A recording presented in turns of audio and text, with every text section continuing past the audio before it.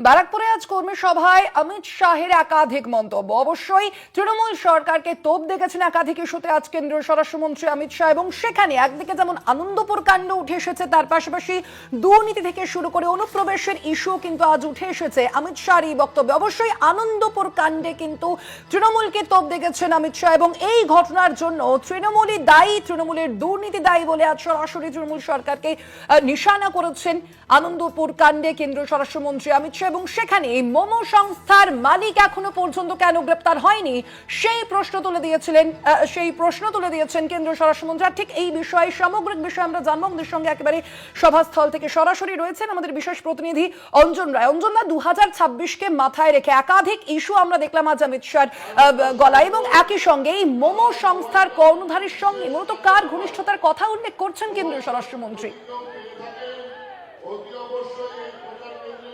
দেখো, তোমাকে যেটা বলি সেটা হচ্ছে যে এটা একটা এই সাম্প্রতিক ঘটনা কার্যত পরিমাণে আজকে কেন্দ্রের দেশের স্বরাষ্ট্রমন্ত্রী উঠে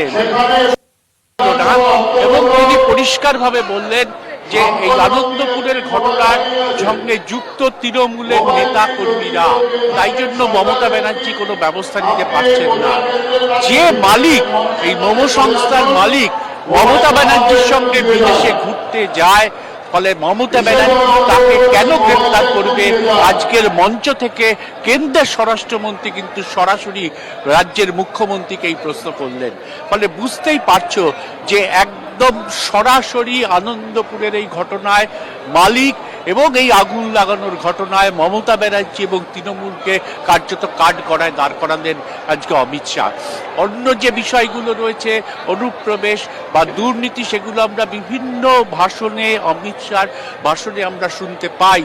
কিন্তু আজকের এই সাম্প্রতিক ঘটনা কিন্তু একটা বড় আকারে জায়গা করে নিল বিজেপির প্রচারে, তা অমিত শাহর ভাষণ দেখে বোঝা যায়। এবং সেই সঙ্গে সঙ্গে অমিত শাহ বলেছেন যে এপ্রিলের পর যখন এই রাজ্যে বিজেপি সরকার আসবে তখন এদের প্রত্যেককে গ্রেপ্তার করা হবে।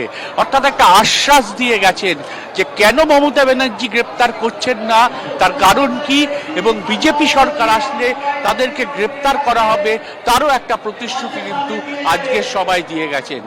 আজকের সভা যেহেতু জনসভা নয়, কার্যকর্তাদের সভা, স্বাভাবিকভাবেই তাদেরকে উদ্দীপ্ত করাই ছিল অমিত শাহর প্রধান লক্ষ্য, এবং সেই লক্ষ্যকে সামনে রেখেই কিন্তু অমিত শাহ বলে গেছেন যে 26-এর সরকার আসার পর কার্যত এ রাজ্যে অনুপ্রবেশ বন্ধ হবে 45 দিনের মধ্যে। একটা ডেট ফিট করে দিয়েছেন, 45 দিনের মধ্যে এই রাজ্যে অনুপ্রবেশ বন্ধ হবে। অর্থাৎ বিজেপির সরকার আসছে, শুধু আসছে না, আসলে সেই সরকার কোন কোন বিষয়তে সবচেয়ে বেশি প্রাধান্য দেবে, আনন্দপুরের সঙ্গে অনুপ্রবেশ, তার সঙ্গে সুপ্রিম কোর্টের বিচারপতিকে দিয়ে সমস্ত দুর্নীতির তদন্ত করে দ্রুত শাস্তির ব্যবস্থা করা হবে। কার্যত এই তিনটে বিষয়কে সামনে রেখে আজ অমিত শাহ কর্মীদেরকে উদ্দীপ্ত করার চেষ্টা করেছেন, এবং পরিষ্কার কার কথার মধ্য দিয়ে কার্যত কর্মীদের মনে একটা বিশ্বাস তৈরির চেষ্টা করেছেন যে বিজেপি সরকার এপ্রিলে আসছে, ভোট হলে আসছে, এবং আসার পর এই কাজগুলো তারা করবে।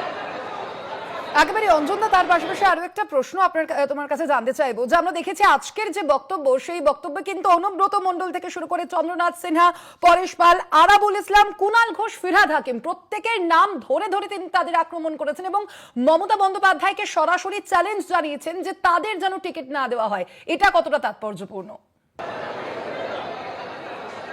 নিঃসন্দেহে তাৎপর্যপূর্ণ, কারণ পরপর যে ধরনের নেতাদের নাম তিনি বলেছেন, পরপর ধরনের যেভাবে নেতাদের নাম উল্লেখ করে জেলখানায় গেছে, দুর্নীতির সঙ্গে যুক্ত তিনি বলেছেন, তারা সবাই তৃণমূলের প্রথম সারির নেতা।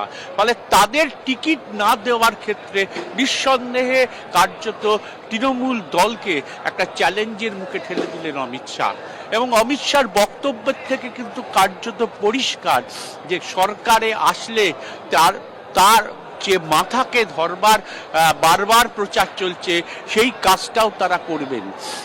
বলতে পারো, তুমি বিতর্কের বিষয় আনতে পারো যে 2014 সাল থেকে এই জিনিস বারবার এসছে যে কেন মাথাদের ধরা হবে না। বারবার অমিত শাহ, নরেন্দ্র মোদী প্রতিশ্রুতি দিয়েছেন যে এইবার মাথাদের ধরা হবে, কিন্তু প্রায় 15টা বছর হতে চলল, এখনো সেই কাজ তারা করতে পারেননি।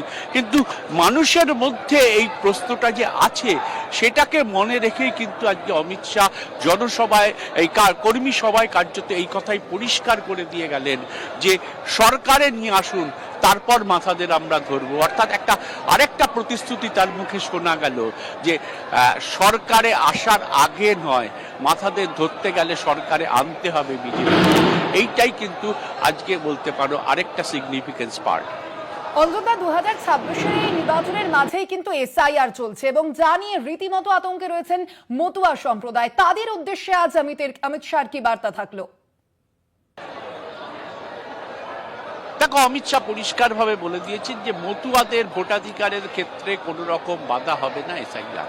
এটা আগেও তিনি বলেছেন, আজকে আরেকবার তিনি যেহেতু এই জন্যে তিনি এসছেন, ফলে সেই পাঠটা তিনি স্মরণ করে দিয়েছেন। এবং এ ব্যাপারে তৃণমূলের ভূমিকা কি, কেন এসআইআরে তারা বাধা দিচ্ছেন, এই সবটাই তিনি পরিষ্কার করে দিয়ে গেছেন। কিন্তু সেই সঙ্গে সঙ্গে তিনি আজকেও জোর দিয়ে বলেছেন, মঞ্চে তুমি দেখেছো শান্তনু ঠাকুর ছিলেন, যিনি মতুয়া সম্প্রদায়ের প্রতিনিধি, তিনি একজন কেন্দ্রীয় প্রতিমন্ত্রী, কার্যত তিনিও অমিত শাহ পরিষ্কারভাবে বলে গেছেন যে মতুয়াদের ভোটাধিকারের ক্ষেত্রে কোনো বড় বাধা হবে না এসআইআর। ফলে পরিষ্কার বুঝতে পারছ যে বিষয়টা নিয়ে হিন্দুত্বের নাম কাটা যাচ্ছে, বিশেষ করে মতুয়া সম্প্রদায়ের যে একটা রব তোলার চেষ্টা হচ্ছে, সেই জায়গাটাকেও আজকে কর্মীদের যাতে উত্তর দেওয়ার মতন একটা জায়গা করে গেলেন বলতে পারো অমিত শাহ। অঞ্জনদা, আরো একটা বিষয় জানতে চাইবো। আমরা দেখলাম আজকে কিন্তু অমিত শাহ একেবারে সরাসরি মঞ্চ থেকে বললেন যে লাল এখানে সরকার করেছে, সবুজ সরকার করেছে, এক্ষেত্রে বিজেপি অর্থাৎ গেরুয়া শিবিরকে যেন একবার এখানে বাংলার মানুষ সুযোগ দেয়। এই আকুতি একজন কেন্দ্রীয় স্বরাষ্ট্রমন্ত্রীর মুখে কতটা গুরুত্বপূর্ণ? দেখো, এই আকুতি আমরা 2019-এ দেখেছি, এই আকুতি আমরা 2021-এ দেখেছি, আবার আমরা 2026-এ দেখছি। কারণ এই আকুতি 19-এ ছিল অন্যরকম। আকুতি তখন ছিল হচ্ছে যে আপনারা বামদের জিতিয়েছেন, তৃণমূলদের জিতিয়েছেন, কিন্তু সংসদে আমাদের বেশি আসন পাঠান। আপনারা ওই দুটো দলকে টেস্ট করেছেন, কিন্তু আমাদের টেস্ট করেননি। সেই টেস্ট যাতে করতে পারেন, আমাদেরকে আরো বেশি করে পাঠান। 19-এ 18টা আসনে বিজেপি জিতেছিল। 21-এ তারা সরকার করার জন্য একই আবেদন করেছেন যে বাম 34 বছর শাসন করেছে, তৃণমূল 10 বছর শাসন করেছে, কাজে এবার আমাদের সুযোগ দিন। এবারও সেই আবেদন একই, যে তৃণমূল 15 বছর শাসন করলো, দুর্নীতিতে ভরে গেল গোটা রাজ্য। তৃণমূল এবং দুর্নীতি কার্যত মানে এক পরিপূরক হয়ে উঠেছে। সেখানে দাঁড়িয়ে বিজেপি সরকারকে সুযোগ দেওয়ার আবেদন করেছেন। এই আবেদন বারবার করছেন অমিত শাহ, করছেন নরেন্দ্র মোদী, করছেন এবং বিজেপির যে কেন্দ্রীয় নেতারা আছেন তারা বারবার করছেন। নিঃসন্দেহে এই আবেদন বাংলার মানুষ কতটা গ্রহণ করবে সেটা কিন্তু বোঝা যাবে এপ্রিলের ভোটদানের। একেবারেই তাই। আপাতত ধন্যবাদ তোমায়। আমরা কথা বলছিলাম, আমাদের সঙ্গে সরাসরি সভাস্থল থেকে ছিলেন আমাদের বিশেষ প্রতিনিধি অঞ্জন রায়।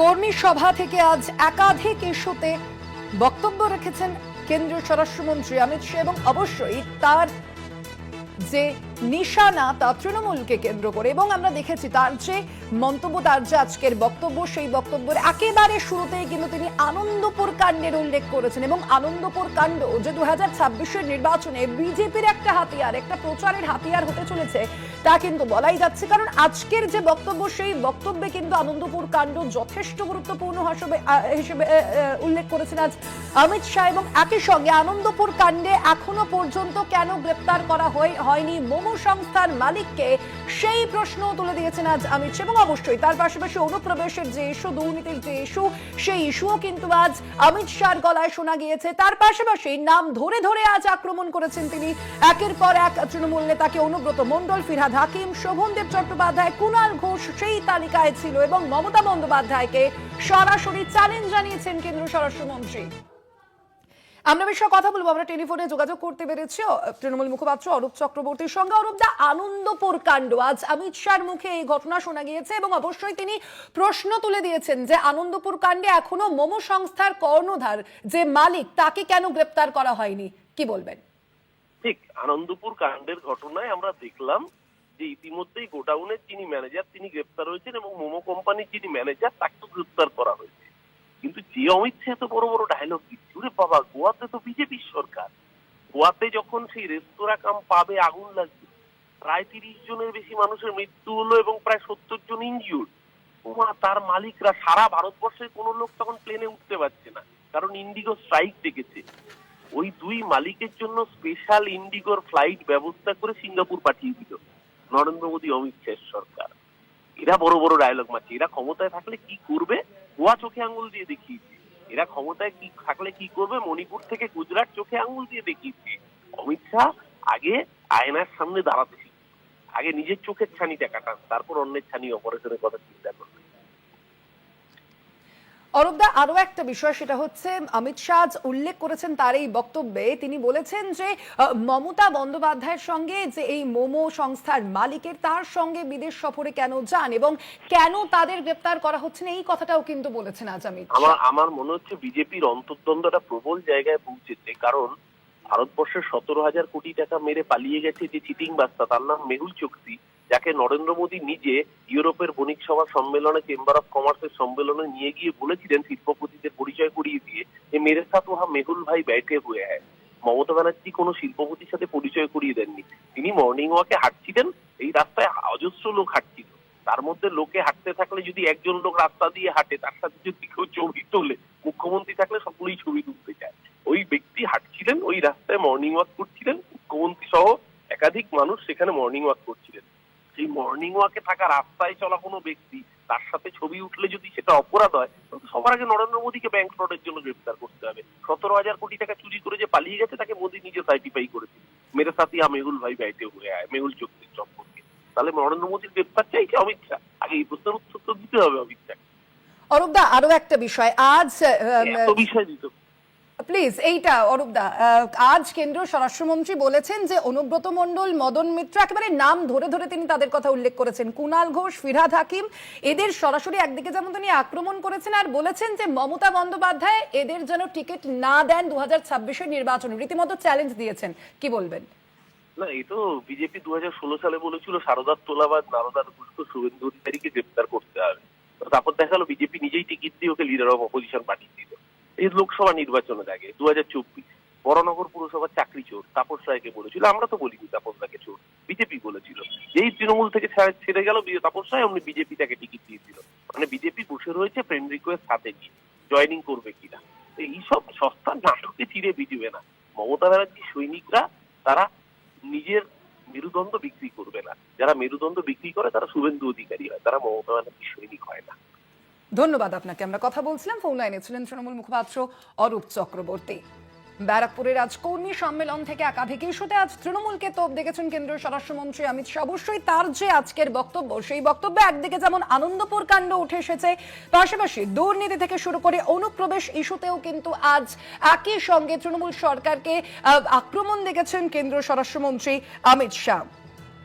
পাশাপাশি নাম ধরে ধরে তৃণমূল নেতাদের আক্রমণ দেখেছেন কেন্দ্রীয় স্বরাষ্ট্রমন্ত্রী এবং মতুয়া এবং নমশূদ্র সমাজের কাছে ভয় না পাওয়ার জন্য সেই ঘোষণা করেছেন একদিকে যেমন অমিত শাহ, এবং এসআইআর এর আবহে তারা যেন ভয় না পান। আমরা দেখেছি তার আগেরও যে বক্তব্য, সেই বক্তব্যেও কিন্তু মতুয়া থেকে শুরু করে এই অনুপ্রবেশ ইস্যু, অবশ্যই তৃণমূলের দুর্নীতির ইস্যুও কিন্তু উঠে এসেছে এবং আজও তার ব্যতিক্রম হয়নি। তবে আনন্দপুর কাণ্ড যে 2026-এর নির্বাচনের ক্ষেত্রে বিজেপির প্রচারের একটা বড় হাতিয়ার হতে চলেছে তা কিন্তু বলাই যে আনন্দপুর কাণ্ডে এখনো পর্যন্ত মোমো সংস্থার মালিককে কেন গ্রেপ্তার করা হয়নি সেই প্রশ্ন তুলে দিয়েছেন আজ অমিত শাহ। এবং এই ঘটনায় আমরা দেখেছি এখনো পর্যন্ত 27 জনের মৃত্যু হয়েছে এবং এই ঘটনার সঙ্গে যারা জড়িত রয়েছে তাদের শাস্তি দেওয়া হবে। 2026-এ এপ্রিলে বিজেপি ক্ষমতায় এসে তাদের শাস্তি দেবে, সেই আশ্বাস আজ দিয়ে গিয়েছেন কেন্দ্রীয় স্বরাষ্ট্রমন্ত্রী অমিত শাহ।